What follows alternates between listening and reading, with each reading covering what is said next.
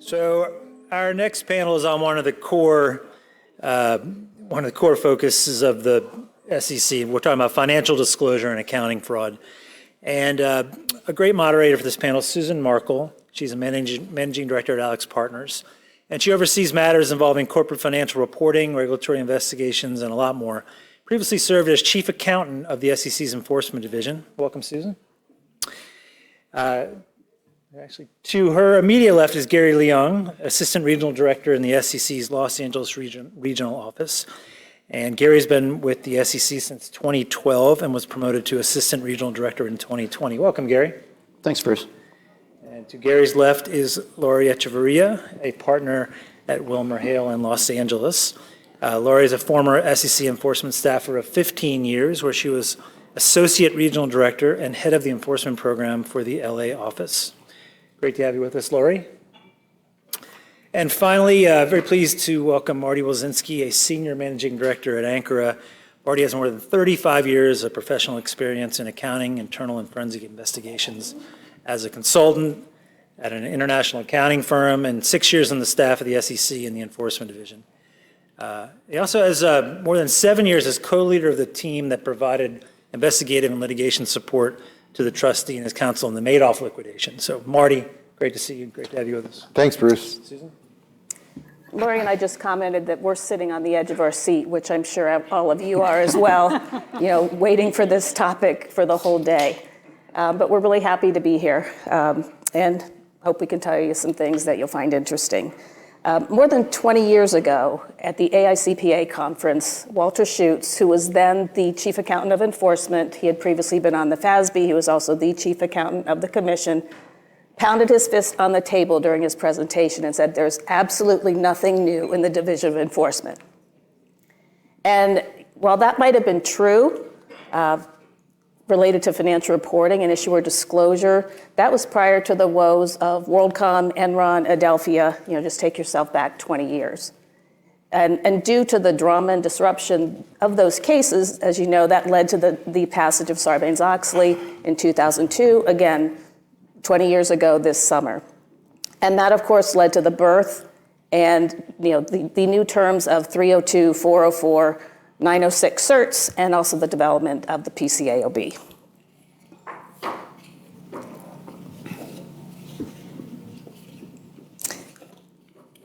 In this session, we're going to be covering things that are something in the nothing new bucket, but we're also going to talk about some cases where they're dealing with things where there is a change in emphasis, either in focus or size of the matters that they're looking at. So we're going to cover both of those. And since this is about financial reporting, that is numbers, I did want to start a little bit about some of the numbers. Now, if you look back 10 to 15 years ago, the percentage of enforcement cases that dealt with financial reporting and issuer disclosures used to range about 20 to 25%. But if you look at 2021 and the few years previous to that, it's now more hovering between the 10 and 15% area. And if you look at the numbers, some more on that, last year there were 70 cases that were brought in the financial reporting and issuer reporting arena, at least according to the SEC's report that they put out. And that's about 10% of the total cases that are out there, or 12% of the standalone actions that were brought. And so far in 2022, there's about 15 companies that have found themselves the subject of financial reporting and issuer disclosure cases. Now, in addition to the cases that are out there, the whistleblowers aren't shy in this area. And in fact, financial reporting is the second largest category of the 12,000 tips that was already talked about earlier today. So what is that number? It's 1,913 tips. And it was 1,700 in 2020. And in 2019, it was 1,107. So perhaps during the pandemic, people had more time on their hands. So 1,100 turned into 1,700, turned into 1,900 of people wanting to tell the SEC of things, in the whistleblower arena for financial reporting. They probably saw a few of those settlements and decided to get off the couch and 10% is a lot. 30%. Give it a try. And then you also see that in the FCPA arena, which really falls in this bucket as well. In 2021, there were 258 different actions or different whistleblower tips provided in that. So you've got about 2,200 tips coming in to the SEC in 2021 alone related to financial reporting. So by all means, we would think that that's going to, keep the SEC busy, keep a lot of us in this room busy as well. But we'll see, because the SEC has a lot of things on their plate, which, perhaps is why it's down to 10 to 15%. There are new categories that have come into play that just weren't in existence before. The whole issue of cyber, crypto, anything like that just wasn't around. So that's going to change the numbers. But with that, kind of giving you the overview, I'd like to now turn it over to Gary, who is our resident SEC representative. And if you could just go through some of the cases that you think we ought to know about in this area. Sure thing, Susan. So I'm going to remember to do this, or I have remembered to do this because I wrote it down. The views I express here today, those are my own. They're not necessarily shared by the commission. It's individual commissioners or my friends and colleague on the staff of the commission. And also, when I mention any particular enforcement action or case, I'm referring to facts alleged in either a complaint or a public order. I'm not implying that those facts have been admitted or proven. So investigations in this area, as you all know, they're very complex, they're challenging, but they are some of the most impactful enforcement actions that the division can bring. And in line with that, in recent months, the commission has filed a number of significant actions in the financial accounting and disclosure space. So I'm going to start first with auditor independence and the EY case that was filed back in August of 2021.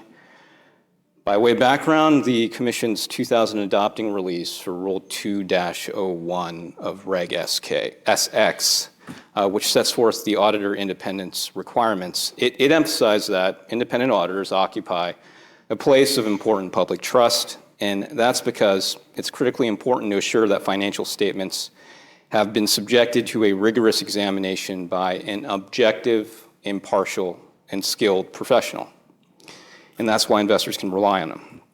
So turning to the facts of the case, EY settled charges along with 3 of its former partners that they had violated the auditor independence rules when they were pursuing business from a potential client.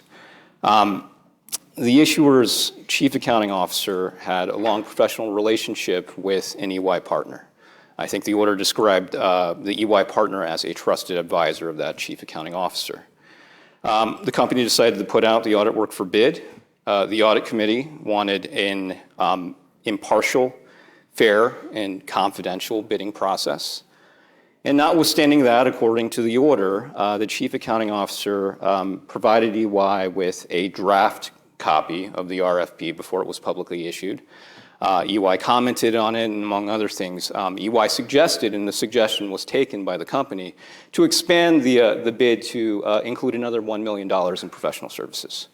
The chief accounting officer, he also gave EY, before the bid was issued, management's internal presentation to the audit committee about the RFP process. So the RFP went out, and chief accounting officer continued. He provided to EY the confidential bids of EY's competitors for the audit engagement, and that included the details, including the numbers. He provided EY with drafts of internal presentations by management to the audit committee about these competing bids, and he actually solicited input from EY about the bids that had been put in by EY's competitors. And so, for example, the order found that there was an incumbent auditor. They had put in a confidential bid. They revised that bid later on in the process to offer a rate cut of about 5%. So within 7 minutes of the chief accounting officer getting this bid from the incumbent audit firm, he sent it along to EY. EY recalibrated its bid, and its numbers came in at or near where the incumbent auditor had revised its bid to. So EY won the RFP, and the firm touted or described the new engagement internally as, quote, a $10 million a year annuity which will span across multiple service lines. So the order found that EY and its partners had violated the auditor independence provisions, and in the legal analysis section of that order, it took care to point out a couple components of those requirements. First off, the list of facts and circumstances in Rule 2-01 are only a non-exclusive list of relationships that will render an accountant non-independent. And then the second principle that the order really underscored was you need to be independent both in fact and in appearance. So if you're not in fact independent, you're not independent, or, and this is in disjunctive, a reasonable investor would conclude that you're not capable of exercising objective and impartial judgment under all the circumstances.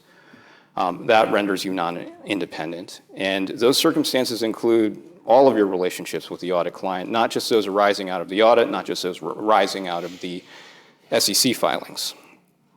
EY settled the case and paid a $10 million fine. And so the EY matter, in combination with the Leung case, the New Rochelle case, both of which also charged improper professional conduct by public company auditors, really sort of reflect the Enforcement Division's focus on auditors and gatekeepers. Moving away from that topic, Kraft Heinz was an action from last September, and that one's a good example of the complexity of the matters that are being investigated and charged by the Commission in the financial fraud and disclosure area. Company settled to negligence-based 17A2, 17A3 charges, books and records, internal control violations, reporting violations, and all of that arose, according to the Commission's order, from a long-running expense management scheme that resulted in a $208 million restatement. To be succinct, they were booking prematurely cost savings from discounts that they were getting from suppliers. But under GAAP, if the discount is in exchange for services from Kraft to be performed in the future, you got to book the cash discount as your commitments in the future are performed. Because these cost savings were prematurely recognized, that had the effect of inflating Kraft Heinz's EBITDA by a significant amount. So that was Kraft Heinz. But I wanted to also note for you another long-running accounting fraud that was charged by the Commission, I think just last month in April in Baxter. And I want to call out how the order in Baxter discussed cooperation. So this is per the Commission's order. Most of Baxter's revenue is generated outside of the United States, and it's got international subsidiaries that are transacting in foreign currencies.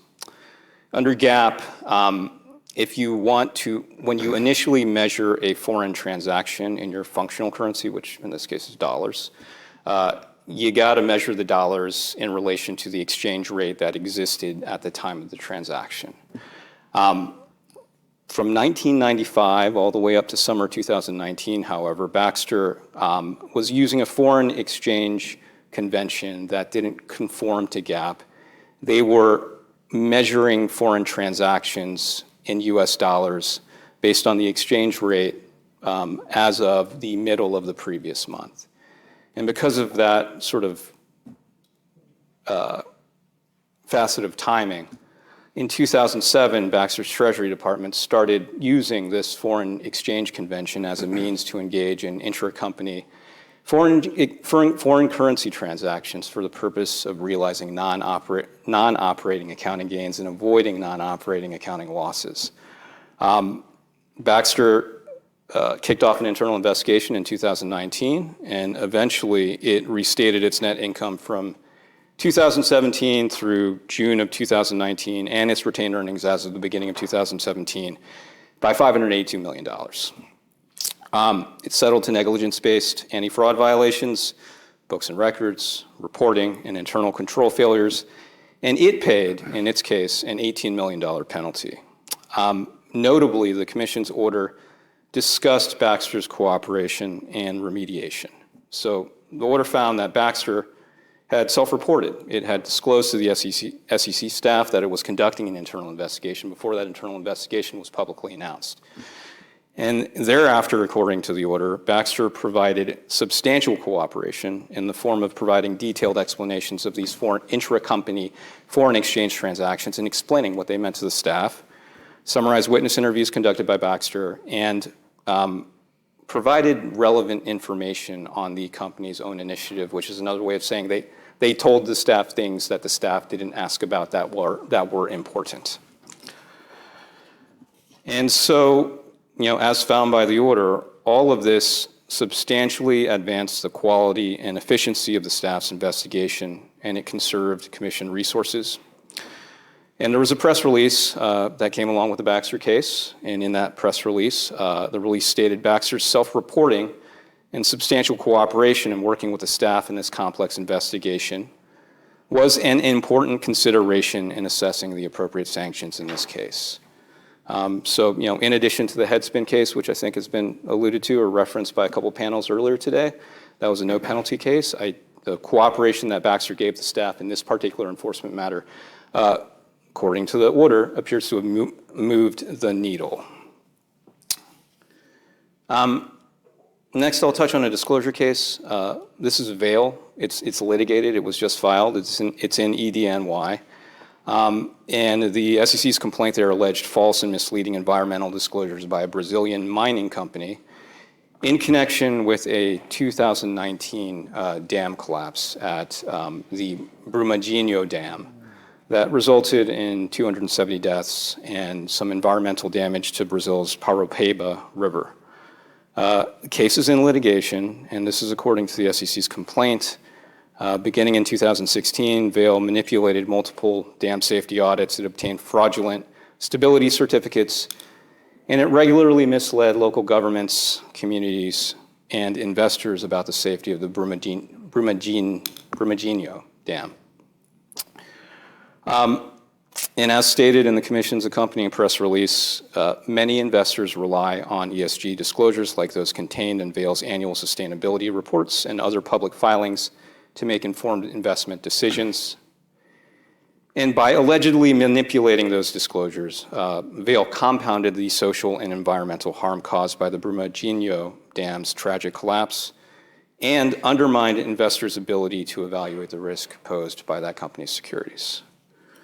So the case was filed just last month. I don't know if there's a due date for an answer or responsive pleading, but we'll all be watching along with interest.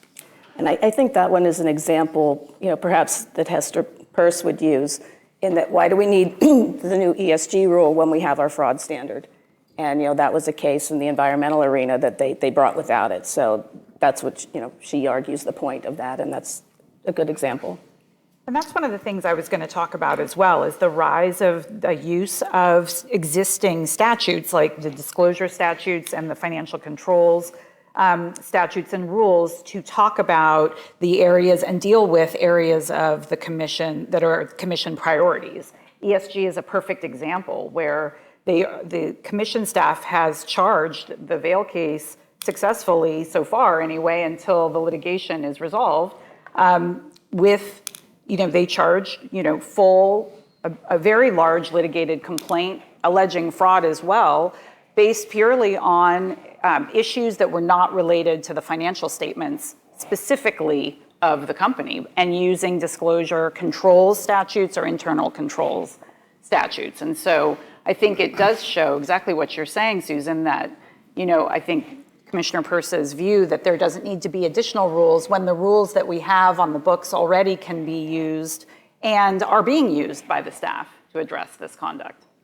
And if, in fact, ESG is relevant to and material for investors, which I think, the earlier panels may have talked about this as well, but I think there is a large press from investors to hear about the ESG reporting from companies. And if it is material, then as material facts that the company is stating, the existing securities laws would cover that in some regard.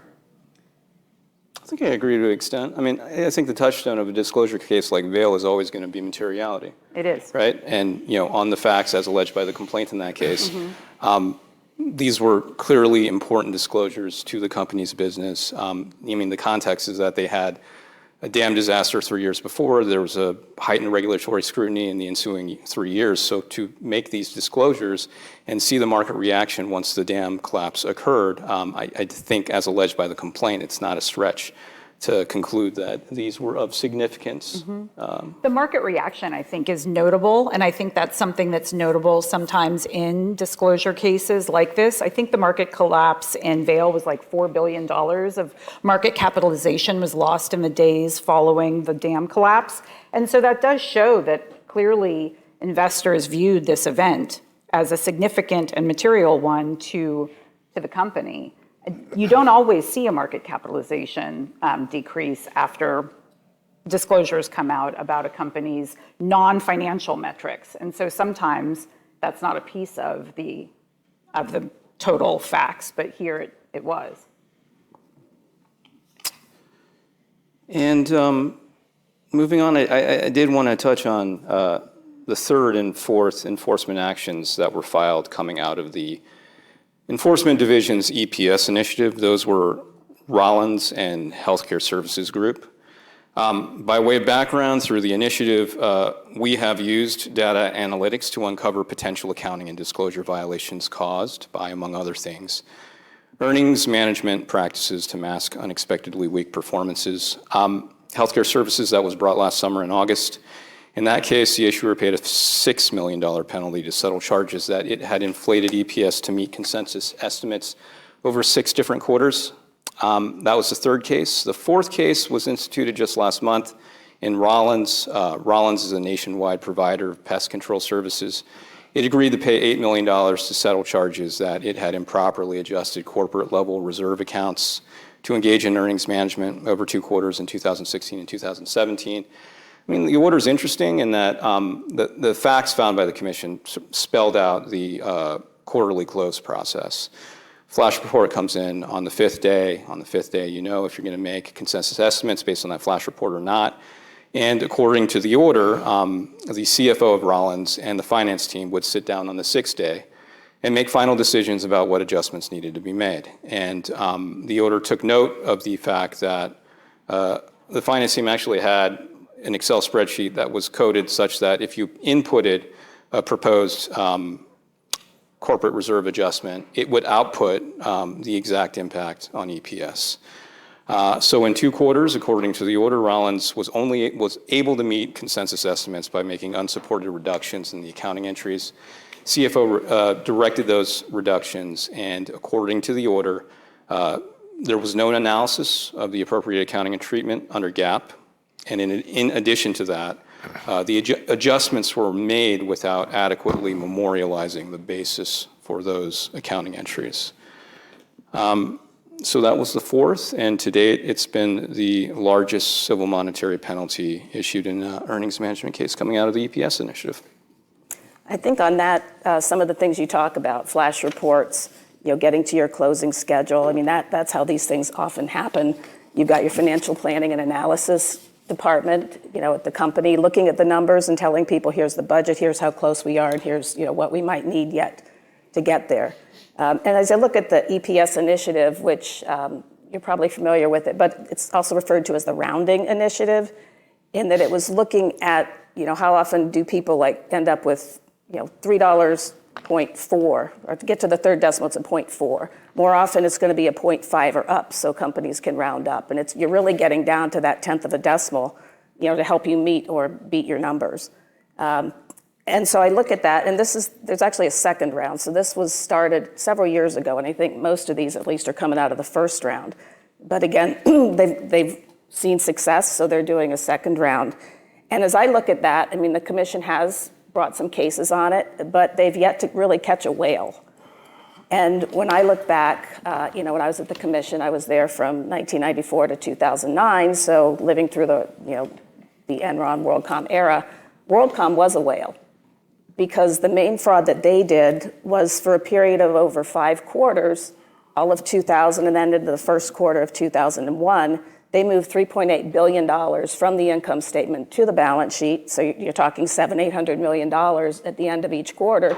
And it was just that. At the end of each quarter, So with respect to the way that these document requests come out and they're asking for, the last 10 journal entries of every quarter for the last umpteen years, had that been done in the WorldCom case, then that would have been catching a whale.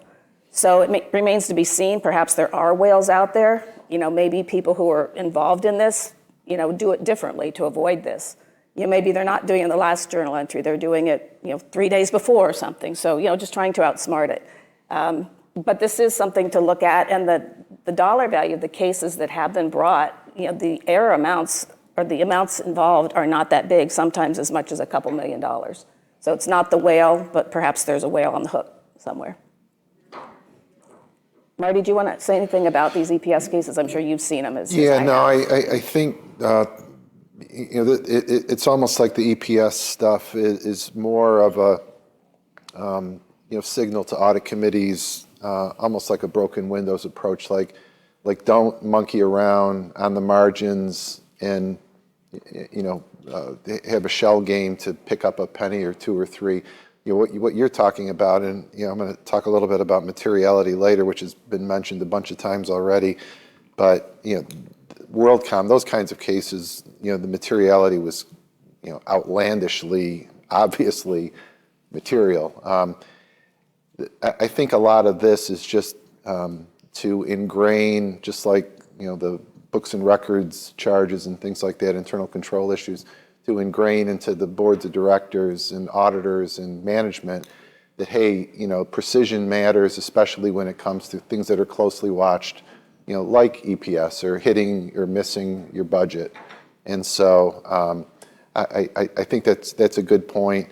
I think it's been a successful initiative because it's drawn a lot of attention to the need for precision, and that's a good thing because largely, Susan, as you said, to the extent that it's controllable and someone's actively putting their thumb on the scale or taking it off to move it one direction or another, that's not how it's supposed to get done. And I think people read these releases and say, we got to make sure we get that right. All right.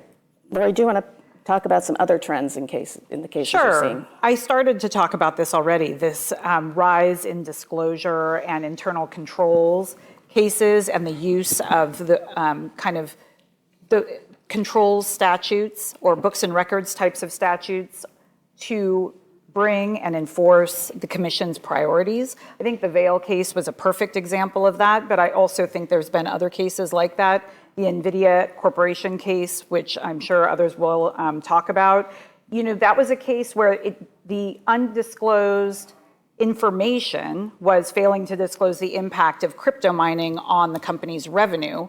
So it does relate to the financial statements and performance of the company because the revenue was being directly impacted by a trend that hadn't been disclosed. But it also ties into, showing that an influence in looking at and talking about the crypto industry. And it focused on the disclosure issue. The numbers are real. And that's one of the things that I think is interesting and that we're seeing in financial reporting and disclosure cases. The numbers are real. The companies have made the sales or incurred the losses or had whatever event occur that is reported in their numbers. But there's still a problem where investors are, it's being alleged, not getting the full picture about the company's operations. And sometimes that full picture relates to the financial performance, as in the NVIDIA case. Sometimes it relates to a different type of trend, like the Vale case, where it's an ESG issue, potentially. It's an issue of their safety, where the company is obviously not paying close enough attention to safety measures, and that's going to impact investors and the company's health ultimately, but it isn't about the financial statements of the company. And so it's been interesting to see statutes that haven't always been used or have been used in combination with the anti-fraud statutes in more traditional financial accounting cases be broken out and used in standalone instances to charge conduct that affected the company's health, even if not the financial statements. For example, a case was brought, the First American Financial Corporation. This was a case where the company failed to maintain disclosure controls related to weaknesses in their cybersecurity program, and customer information was revealed over a period of time. And when the board and management learned of it, it came to light that the company had known there were vulnerabilities in the cyber program previously. And the failure there was a disclosure controls failure, where the controls didn't work to make sure that people knew and that the company knew of those vulnerabilities and addressed them promptly and made sure that an issue didn't arise. And so this was just a standalone disclosure controls case, but sending a message that that kind of conduct and that failure to tell investors about that information can also be a chargeable event. And again, I think sending the message to boards of directors and to management that they need to think about the controls across the entire company and not just related only to the financial controls. There's also been an expansion in the internal financial controls side of cases, and this is 2 cases that were charged for issues unrelated to the financial statements, basically insider trading. The Andover and Cavco Industries cases both involve conduct where the issuer or basically bought stock or engaged in a stock buyback program in the case of Andover, or in the case of Cavco, the management actually traded stock on behalf of the issuer when they had material non-public information about their own company engaging in merger negotiations and acquisition negotiations. And those cases were charged in part as financial controls cases.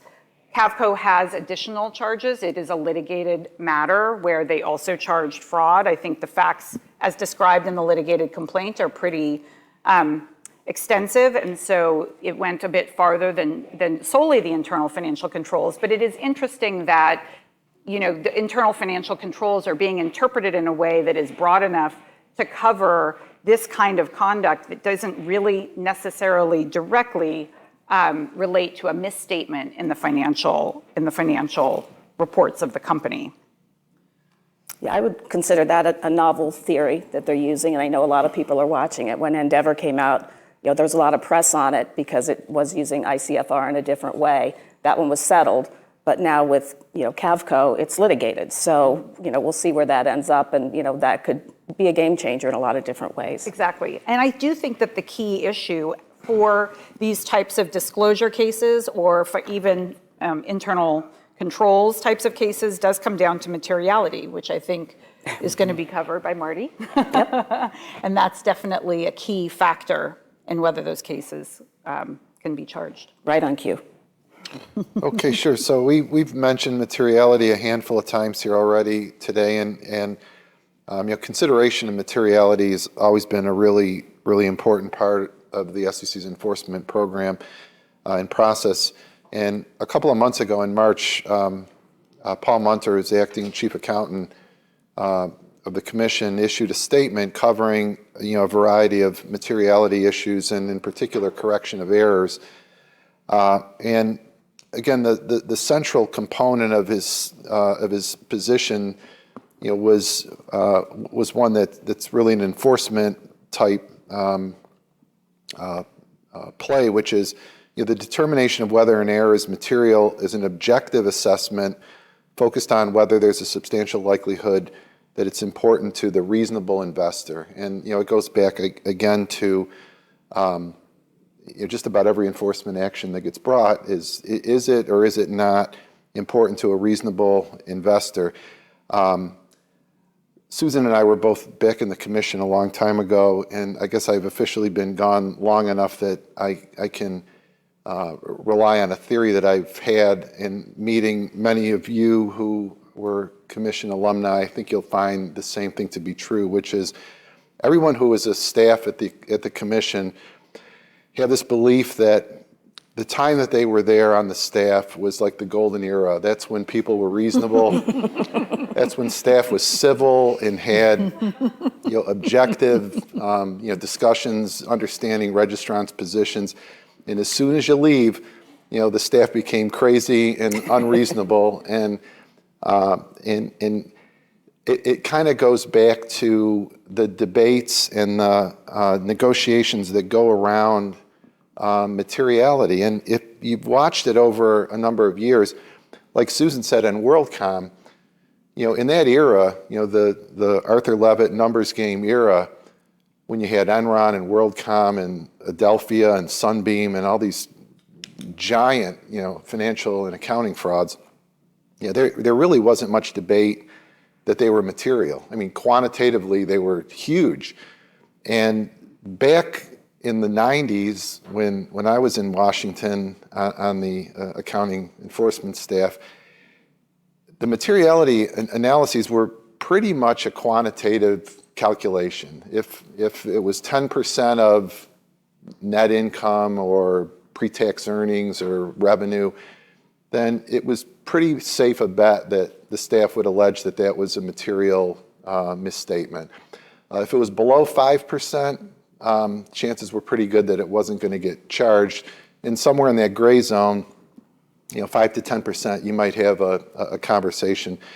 But as you go through time and administrations and different enforcement chiefs, you remember we mentioned broken windows and Mary Jo White, and the focus began to shrink a little bit, like the EPS initiative, and things that were smaller, quantitatively smaller, became inserted under the microscope a lot more regularly, which required a lot more in debates between defense counsel and commission staff over is this or is this not material. And the reasons that it's so important are really at the crux of what the enforcement division does, and the reasons that materiality get debated as vigorously as they do are pretty clear. One is that materiality has a huge impact on charging decisions. A registrant or an individual going in and getting charged with a fraud sanction versus a books and records violation, it's a tremendously big difference. It poses a lot of litigation risk for registrants. If they get charged with a fraud rather than a books and records, you're looking at potential class actions and the like. There's 102E exposure for the gatekeepers, the general counsel and auditors. There's potential, O&D bar, bonus clawback issues. So as it's kind of gone over time, a lot of these issues have bubbled up to the forefront. And I think it was really, really interesting. If you've not looked at the statement that Paul Munter put out, it's really interesting because it's an affirmation in sort of putting, again, the public out on notice that these determinations are really kind of a joint effort between OCA from the seat of the technical accounting authority of the commission and enforcement, which is tasked with enforcing compliance with the accounting guidance that's out there.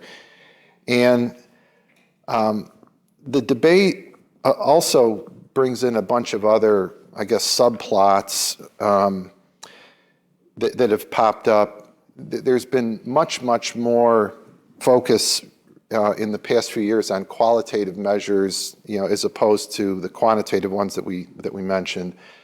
Unlike a lot of accounting cases where a lot of the dialogue in the thrust of the case comes from arguments that folks like Mike and Susan and I would make as accountants, the materiality area is one in which there's equal and necessary coordination and cooperation between the legal arguments and the accounting arguments, because it's a legal result that they're trying to, or decision that they're trying to get to, but it necessarily involves both accounting and legal perspective, which I think have turned the arguments into more sophisticated and more creative directions. And a lot of what's in Paul Munter's statement has to do with those increasingly creative arguments that registrants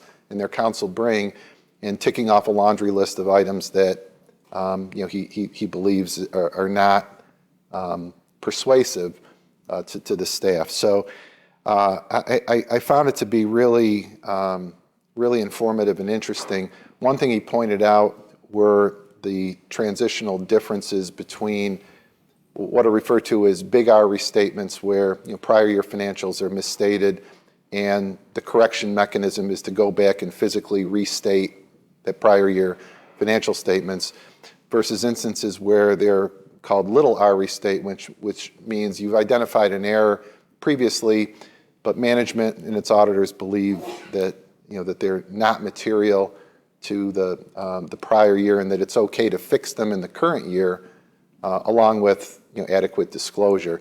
And the trend of the restatements that are occurring are very, very heavily trending toward the little r restatements, which means in his statement, there's a bias that shows that there's sort of there's an incentive or an effort to get to that little r because it's less, it draws less attention to the fact that there's a material error.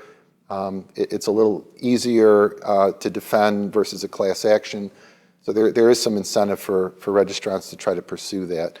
So that's all a long way of just saying that this is an area that, and if you've been defending accounting cases or cases in front of the commission, accounting or disclosure, you're almost assuredly going to have a discussion and a debate with the staff about, how and if the underlying conduct is material. Hopefully you've not been out of the commission too long, so people will be much more reasonable when you make your arguments. But it really is kind of an interesting area just because it's so broad and because it's so much attention's been drawn to it now because of this statement. And so I think that Paul did everyone a service by issuing that and giving everybody a little something to think about. Yeah, and I think you often talk to clients or companies, they ask, well, how does the SEC start its cases? And, there's the ways, restatements, whistleblower tips, et cetera. And sometimes it's expected, right? They had a big announcement in the paper, so it's like, okay, here comes enforcement. But, with respect to sweeps, and I could see this turning into a sweep, right? The SEC looking at all these little R's and going back to the companies and saying, okay, you had a little r, show me how you got to the basis that it was a little r. And are they going to disagree and says, nope, that's not a little r, that should have been a big R restatement, therefore enforcement. And that's one of those where the company might be caught off guard. I think certainly in the EPS case, companies are caught off guard. Gee, I got this letter, I had no idea this was coming. And I just wonder if any of you guys know of or have any ideas of what other sweeps, there might be out there. If you've seen any, the SEC doesn't necessarily, advertise that these are sweeps going on. Sometimes they do, but have you seen anything that looks or smells like a sweep or something else that could be a sweep in the future?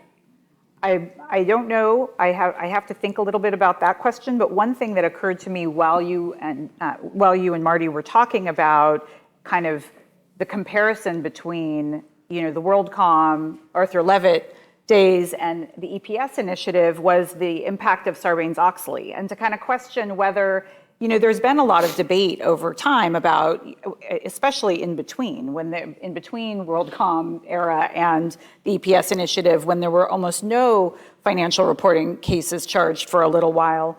Has Sarbanes-Oxley worked? Has it caused there to be some kind of change in how management and how boards manage things so that they will avoid a big R restatement or avoid a catastrophe or avoid a WorldCom? And I just wonder if that's something that we're seeing, and it ties into a trend that I see right now happening with the staff. So this is not necessarily a sweep, but it is something that's coming up, which is the return of Sarbanes-Oxley 304 clawbacks.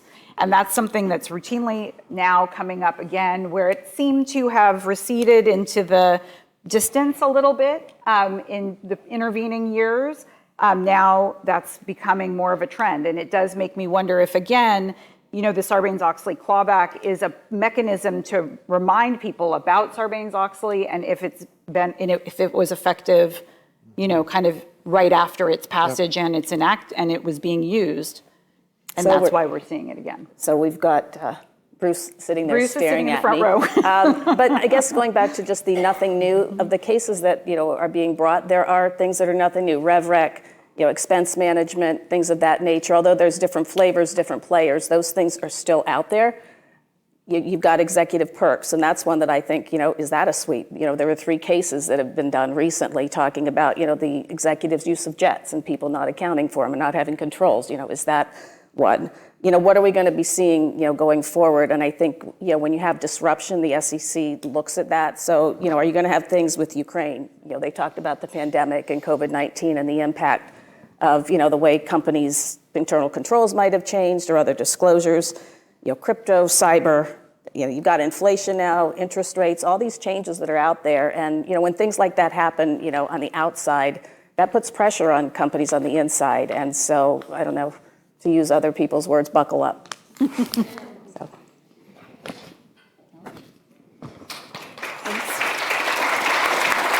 Thank you. Great job, Susan. All right, next panel will be at 4:25 on cybersecurity.